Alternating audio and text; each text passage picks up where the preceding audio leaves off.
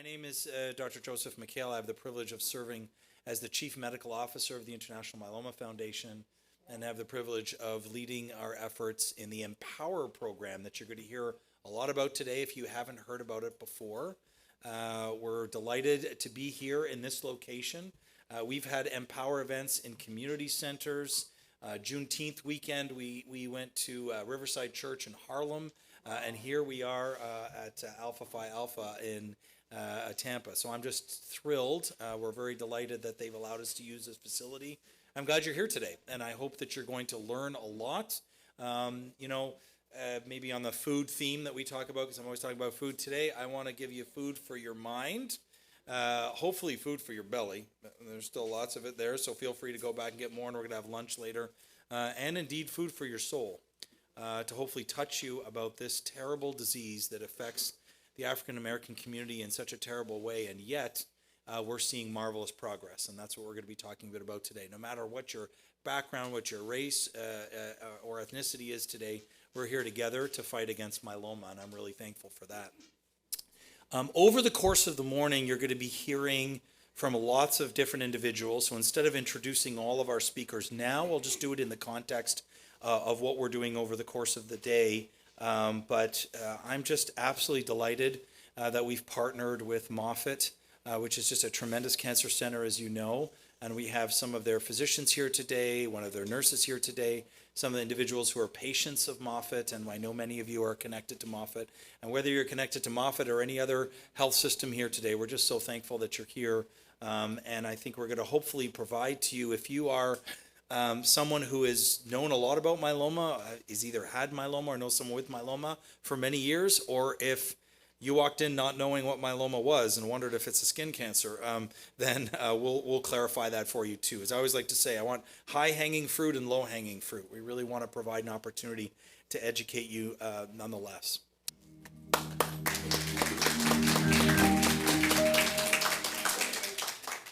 So you can see why we love Jellic so much, right? Tremendously inspiring, very humble. And you know, as a myeloma doctor, and I know we have a couple of myeloma doctors here in the room as well, it's quite remarkable to have a boss who's a myeloma patient.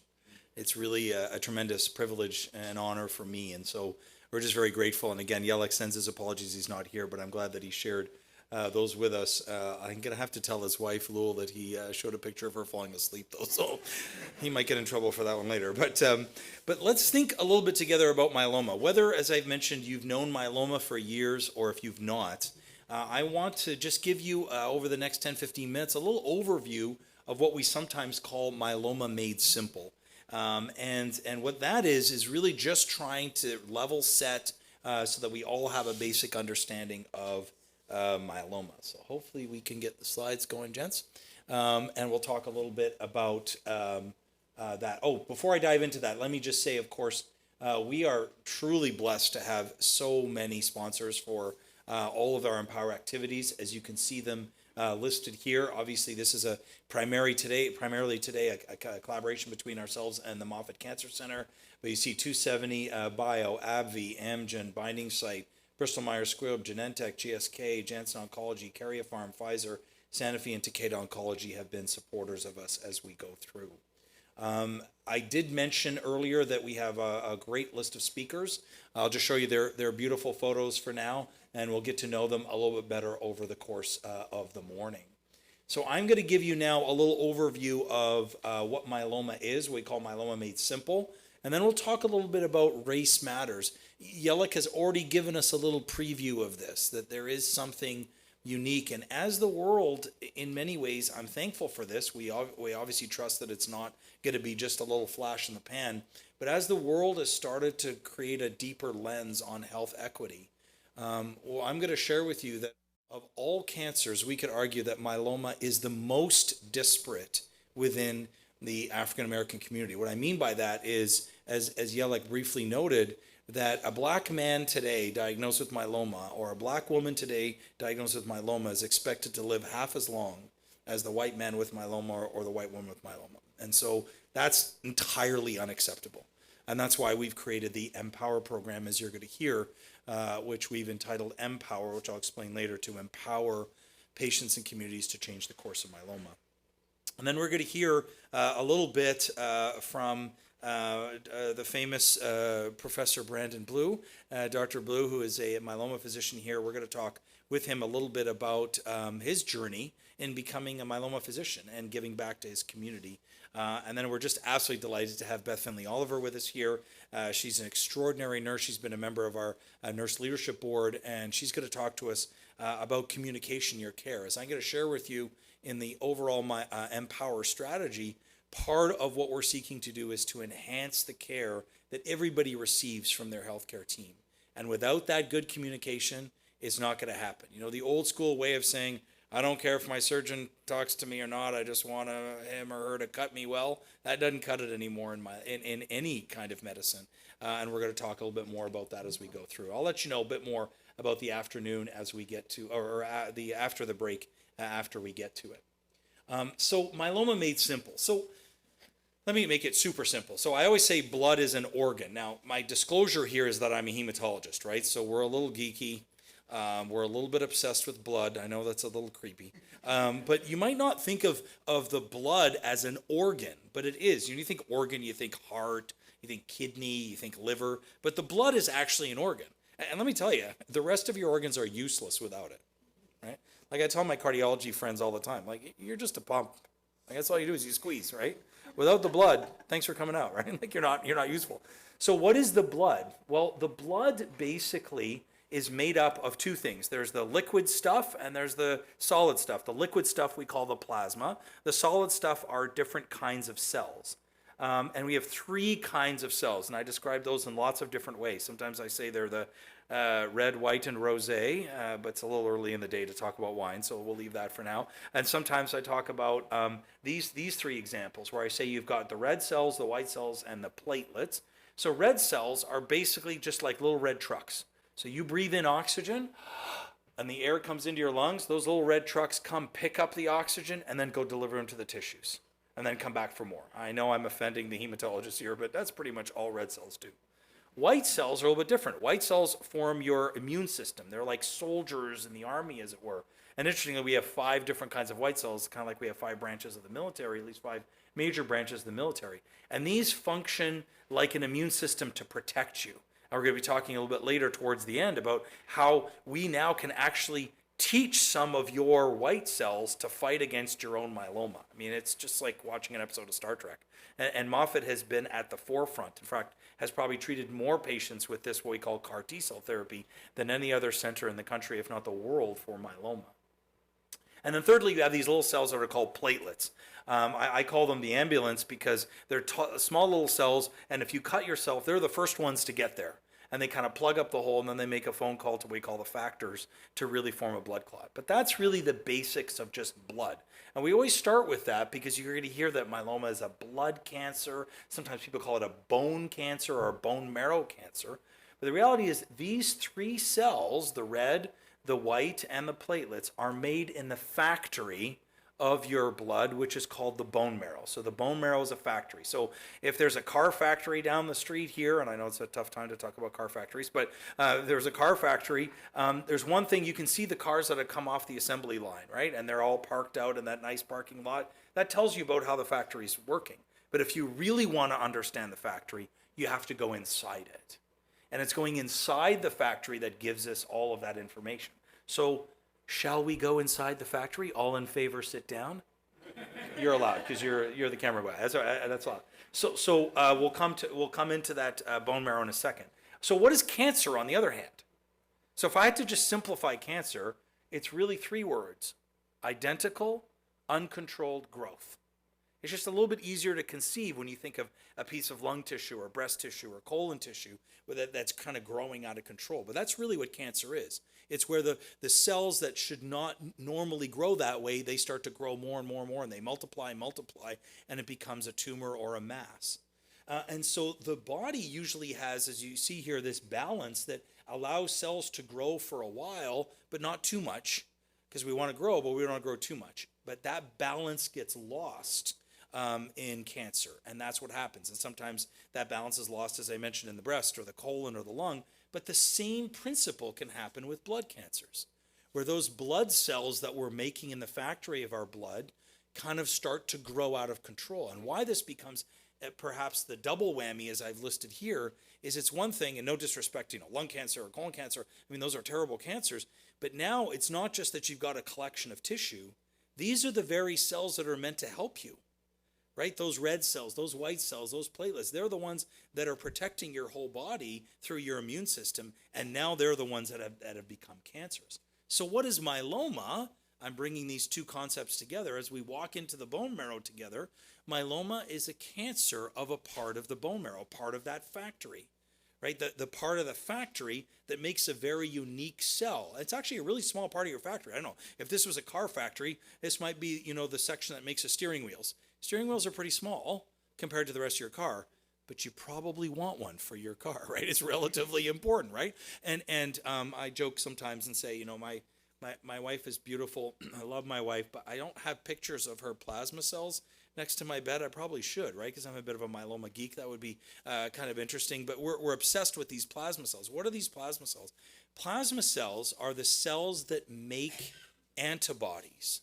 So you may not know this, but through the whole pandemic, you were talking about plasma cells. Every time we talk about getting a vaccine, whether it's the COVID shot, the flu shot, measles, mumps, rubella, what happens if I give you a flu shot today? I'm telling your body, hey body, this is what flu looks like. So if you get it, you want to protect yourself against it. How does that happen? That message gets sent to your plasma cells. Your plasma cells say, oh, okay, that's what the flu looks like. I'm going to make something that kind of looks like the flu. I'm going to make an antibody to the flu so that if the flu gets into your system, these antibodies can grab onto it and help destroy it. So plasma cells are good. We heart plasma cells, right? Like they're very good things for us. But myeloma, sadly, is a cancer of those plasma cells. So now they start to grow out of control.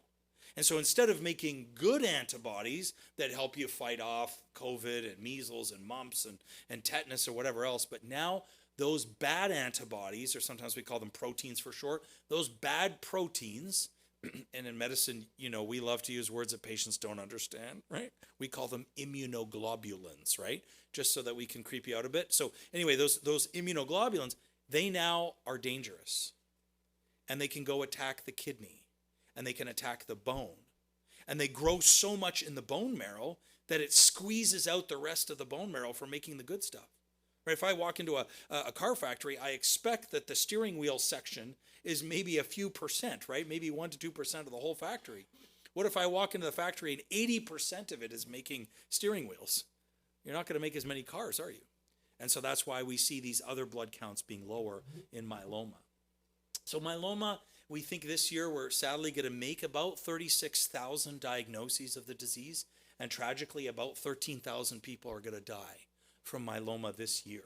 We're going to talk a bit more about this trends in a moment, but as we've indicated, it's twice as common in those of us who are of African American descent. So I'm of African American descent, many of course in this room, and that puts us at twice the risk of developing multiple myeloma. And we'll talk a little bit more about the mortality, sadly, later, as I already indicated to you that life expectancy is considerably shorter if you're African American with multiple myeloma. Now, that being said, when I started in myeloma, and several of you in this room were like still in utero or something, but many, many years ago, 25 years ago, when I started in myeloma, I chose myeloma for lots of reasons. One of the reasons why I chose it was that it was a disease where people in general didn't live more than a year with it.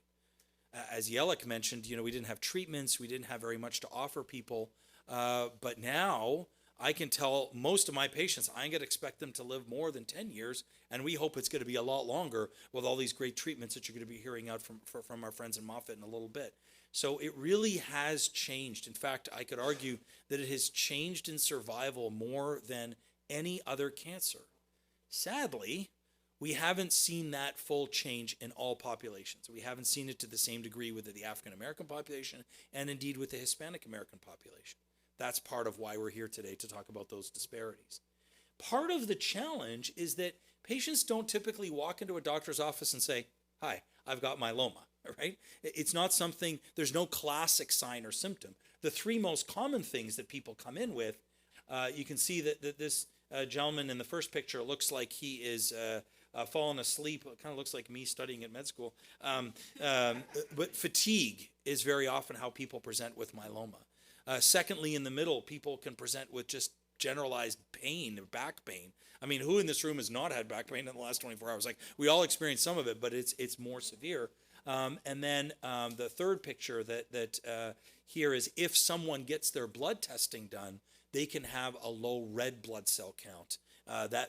Remember, the red cells are the ones that pick up the oxygen, deliver them. So when you have a low red blood cell count, or what we call anemia, then you can have that's often indicative of myeloma. So as you can see here, the numbers: about a third of people have that really severe fatigue, a little over half have pain, and 2/3 have anemia. Now, if you're a primary care doctor or family doctor, you see those symptoms all the time, and more often than not, they're not myeloma. But we're going to come back to that in just a minute. We define myeloma, without going into too much detail, by the classic CRAB criteria. So those bad proteins we talked about, they start attacking the body. People get a high calcium level, often because it's damaged the bone and the bone has leached out the calcium that's in it. People can have renal or kidney damage because these proteins attack the kidney. They have the anemia that we've already mentioned, or the low red blood cell count, and then in particular they can have lots of bone disease. And this is one of the most terrible aspects of myeloma, is that people can have really extensive bone disease. So without getting into too much detail, in the dark red here you see myeloma, but what's interesting is that almost everybody who has myeloma, if we find it early enough, they've had what we call a precursor to myeloma. So sometimes we make just a little bit of that abnormal protein, but it hasn't grown to a level that damages anybody. And again, I'm not here to scare anybody, but it's extremely common. Myeloma, as I said, is not a very common cancer, maybe 1% to 2% of all cancers. But if I test the blood of everybody on this planet over the age of 40, 5% of people, I can find an abnormal protein. It's incredibly common to have what we call over here MGUS, which is a big word, big set of words, monoclonal gammopathy of undetermined significance. It's a mouthful. It just basically means you got a bit of protein, but it's not doing you any damage. But if it grows, it can become what we call smoldering myeloma, and if it grows further, then of course it becomes true myeloma. So this is the weird part of myeloma, is it's not a common cancer, but it's actually very common to have the precursor of it. So now we're doing a lot of work and research saying, should we be looking for this in more people, especially in people who are at higher risk? Are we ready to screen for myeloma? We're not quite there yet, but that's part of the objective of Empower, to understand that and answer it. When people do get active myeloma, they get treated, and we're going to hear a lot about treatment today. And I look at this kind of slide, and it's sort of a happy and a sad slide. It's happy that people can get treated, and more often than not, people go into remission, which means that they respond. Doesn't mean cure, that they go into remission. The sad part is the disease almost always comes back. And so we have to treat with something else, and then the disease comes back, then we treat with something else. So we really haven't cured myeloma. Now granted, we haven't cured diabetes. We haven't cured high blood pressure, right? We control it for the long term. And we're making progress towards a cure. Jellic reminded us that the RIMF mission is to find a cure for myeloma. Until we do so, we want to support every patient, every care partner, and the whole myeloma community through this process. And so most people, unfortunately, will have what we call relapses, or progression of disease, where the disease comes back. And sadly, often when it comes back a little bit more aggressive each time, and becomes more and more difficult to treat. And that's why it's so important for us to develop these great treatments that you're going to hear more about today. Now, these couple of slides are meant to overwhelm you, right? This is not meant, you can't write all this down, right? No, good luck with that. And I'm not going to read them all off, right? This is not a remedial reading course. But I built this slide purposely to overcome what Jellic shared with us at the start, when he said, when he was diagnosed with myeloma 28 years ago, that we basically had one drug for myeloma, an old form of chemotherapy. You know, when you hear the word chemo, you typically think bald and barf, right? That's the kind of the chemo that we had for myeloma. In some degrees, we still use some of that kind of chemo. But we have developed all of these new drugs. And I'm not going to go through them. Just I want you to see the sheer number of them in different classes, what we call immunomodulatory drugs and proteasome inhibitors. We have all these new classes of drugs that are coming. We have what are called monoclonal antibodies. Of course, we have steroids. If anybody here is a myeloma patient or the partner to a myeloma patient, you know steroids well, dexamethasone and the drugs that we learn to love and hate. But But as we go to the next slide, again, more classes and some of the most exciting things that we're going to hear just a little bit about towards the end of our day today, something called CAR T cell therapy that Dr. Shane is going to very briefly explain to us, and these bispecific antibodies. These almost, as I mentioned earlier, Star Trekian concept where I can take T cells out of a patient and train them to fight their myeloma and multiply them in the lab and then give them back to them. And we're going to hear actually from someone who's experienced that today, and they're going to share with you what that's like. My good friend here in the front row. So that gives you hopefully just a very basic overview of what myeloma is as this blood cancer.